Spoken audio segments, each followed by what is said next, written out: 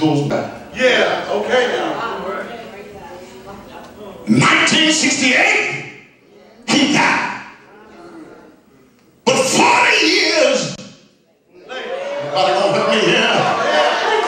40 years later, God said, I'm moving now from Moses to Barak. Moses had his 40 years. Martin did what he could do. But now, 40 years after the death, from 1968 to 2008, now here comes Barak. Okay, I see it now. 40 years. 40 years later. Well, you need to understand something here. Because names play a great part. See, Moses' name meant draw out. Because his mama had put him in a basket. Put him in that river. So nobody would kill him. Because she was trying to save his life. She hid him as long as she could. But she couldn't hide him no more. She put him in the river. She didn't put him there just by chance. I believe it was divinely appointed. Because just didn't anybody find him. But Moses' daughter, but Pharaoh's daughter found him. And when she found him, she named him Moses. Drawn out. And now Moses, as he's drawn out of that water, he now draws the people out of it. Oh, y'all ain't hearing me. But then you got Barak, which is another divine appointment. 40 years. And Barak's name means blessing from God. Ain't nobody gonna help me in here. It means blessing from God. I stop by to tell anybody that's feeling discouraged, anybody that's feeling down and out, God ain't forgot about you. He ain't forgot about your hurt. He's not forgot about your pain. God has sent somebody because his name means blessed. From God. Go ahead, Doc. Well, let me examine this text for a few moments here. You don't mind if I just take a few moments? Go ahead. This text. Let the Lord use you.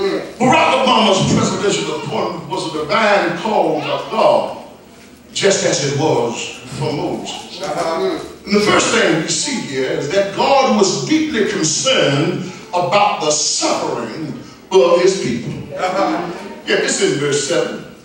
But verse 7 says, and the Lord said, I have surely seen the affliction of my people. Wait, I wonder if there anybody in here ever been afflicted. No, I ain't talking about somebody I'm talking about sure enough being afflicted. See, when you are really sure enough afflicted, there's a pain that comes on you that's worth. Anybody in here, you remember back in the day when they used to braid switches? Anybody remember that?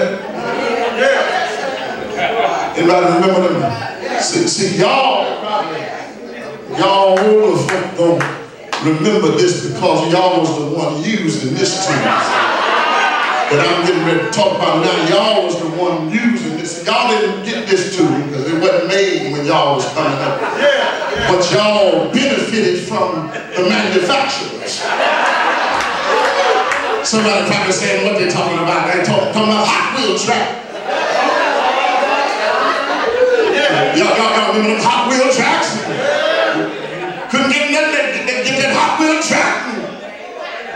And no matter what kind of whooping, I remember my forward where the extension cord used to come off the iron. That thing would plug off that iron and it was dead. Y'all here with me? Back with that silver claw on.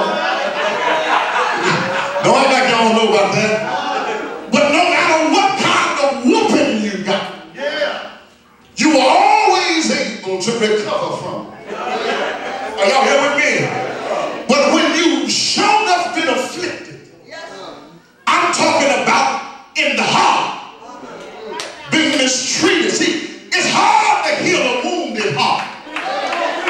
See, a scar, you can put some mercure comb on it. They still use that. You can still put that stuff on there and put a Band-Aid on it and go on. But when your heart is hurt, I don't care how much you say I'm sorry. I don't care how much hugs and kisses. That pain is still. And there's some folk in here that got some pain.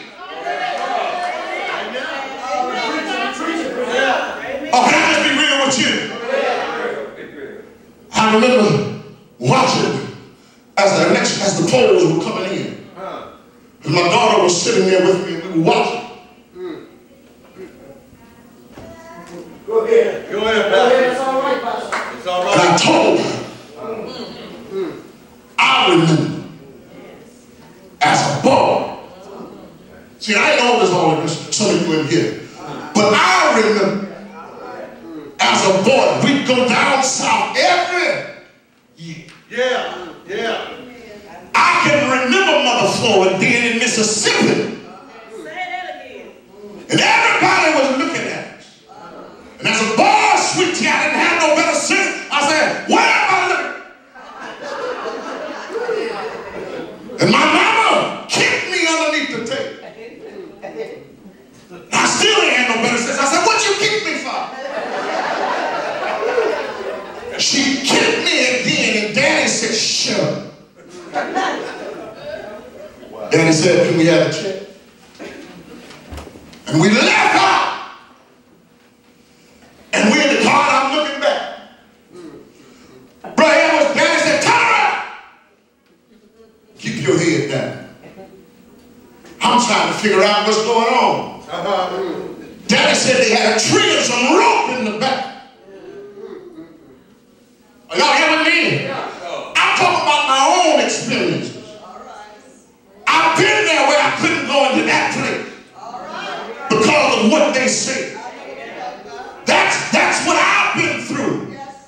I was talking to my daddy on the phone and he started rehashing some of the things that he had went through. What I'm talking about is that now we're in 2008 and that pain and hurt was still there. I'm talking about affliction. Are y'all in here with me? Still there. And it's hard to overcome that kind of affliction. When it's there, you ain't got no control to do nothing with it.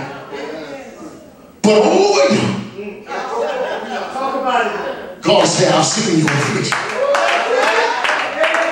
Yeah, I've seen it. I've seen everything. You thought I forgot about you, but I've come to serve notice to the United States. I'm still in control.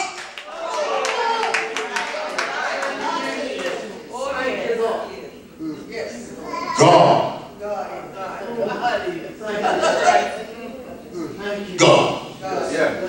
Because see on those marches in Birmingham, wasn't just black folk out there. It was white folk. It was all nationalities joined together for one cause, because it wasn't about color, it was about human rights. So everybody want to talk about black folk being beaten and holes down and dogs sick tone. It was white folk too. Folk was standing together, linked arm to arm. God said, here we go again. But it's going to be different this time. Have you ever seen turnouts like that? Have you ever seen turnouts like that? Everybody, all different races, all different colors. Did you see? Dog sent out an email about the different nations that were countries were celebrating.